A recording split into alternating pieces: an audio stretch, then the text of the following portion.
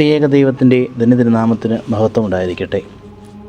കർത്താവിനാൽ അനുഗ്രഹിക്കപ്പെട്ടവരെ, വലിയ നോമ്പിൻ്റെ കാലഘട്ടത്തിലൂടെയാണ് നാം കടന്നു പോകുന്നത്. നോമ്പ് നമ്മെ ഓർമ്മിപ്പിക്കുന്നത് വെറും ഉപവാസം മാത്രമല്ല, മറിച്ച് ഹൃദയത്തിൻ്റെ സ്പന്ദനവും ആത്മാവിൻ്റെ ഉണർവുമാണ് പ്രത്യേകമായിട്ട് നമുക്ക് മനസ്സിലാക്കുവാനായിട്ട് സാധിക്കും. ലോകത്തിൻ്റെ ഭാരങ്ങളിൽ കുടുങ്ങിയ നമ്മെ പ്രാർത്ഥനയിലൂടെയും വിനയത്തിലൂടെയും ദൈവസന്നിധിയിലേക്ക് വിളിക്കുന്നതാണ് ഈ പ്രത്യേക നോമ്പിൻ്റെ അനുഭവം. നമ്മുടെ വലിയ നോമ്പിലെ വ്യാഴാഴ്ച സന്ധ്യയിൽ ചൊല്ലുന്ന ഒരു കോലമുണ്ട്, ഈ ലോകം വാരിധിയേക്കാൾ ശോഭിക്കുന്നുവെന്ന്. അതെ, കർത്താവ് ഈ ലോകത്തിലെ എല്ലാ കാര്യങ്ങളിലും ഇടപെടുന്നവനാണ്.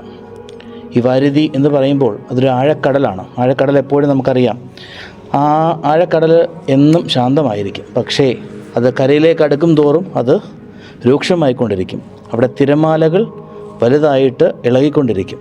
അതെ, കർത്താവേ ലോകത്തിൻ ശാന്തിപ്രദനെ എന്ന പ്രാർത്ഥന പോലെ നമ്മുടെ ചിന്തകളും പ്രവൃത്തികളും ദൈവസ്നേഹത്തിൽ പുതുക്കപ്പെടട്ടെ.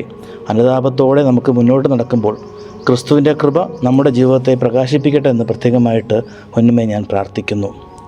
ലോകത്തിന് ശാന്തി പകരുന്ന വിശ്വാസ ജീവിതമാണ് നമുക്ക് ആവശ്യം. പ്രിയ സഹോദരങ്ങളെ, ഇന്ന് നമ്മൾ ധ്യാനത്തിനായി എടുത്തിരിക്കുന്ന വചനം നമ്മെ ഓർമ്മിപ്പിക്കുന്നത് ഈ സത്യമാണ്. ഈ ലോകം വാരിധിയേക്കാൾ ശോഭിക്കപ്പെടുന്നു. ലോകരാജ്യങ്ങൾ തിരമാലകളെപ്പോലെ ഉയരുന്നുണ്ട്. എങ്കിലും കർത്താവ് തൻ്റെ ജനത്തിന് ശാന്തി നൽകുന്നവനാണ്. ലോകം ഇന്ന് അനിശ്ചിതത്വത്തിലൂടെയാണ് കടന്നു പോകുന്നത്.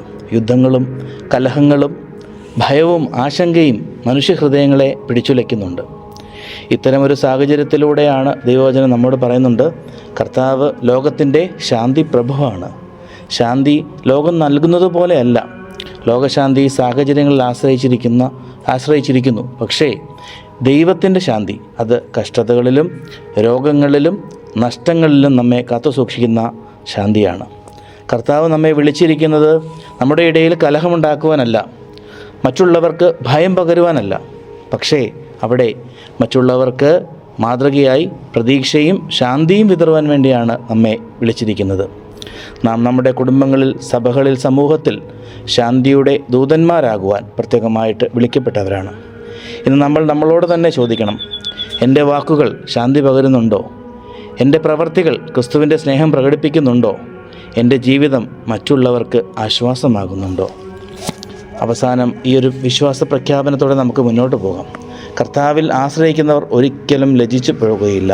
അവൻ നമ്മുടെ ശക്തിയും ശാന്തിയും ആയിരിക്കുമെന്നുള്ള പ്രാർത്ഥന നമുക്കെപ്പോഴും കാവലും കോട്ടയായിരിക്കട്ടെ എന്ന് പ്രത്യേകമായിട്ട് പ്രാർത്ഥിക്കുന്നു. എല്ലാ അനുഗ്രഹങ്ങളും ദൈവം നമുക്ക് നൽകട്ടെ എന്ന് പ്രാർത്ഥിക്കുകയും ആശംസിക്കുകയും ചെയ്യുന്നു.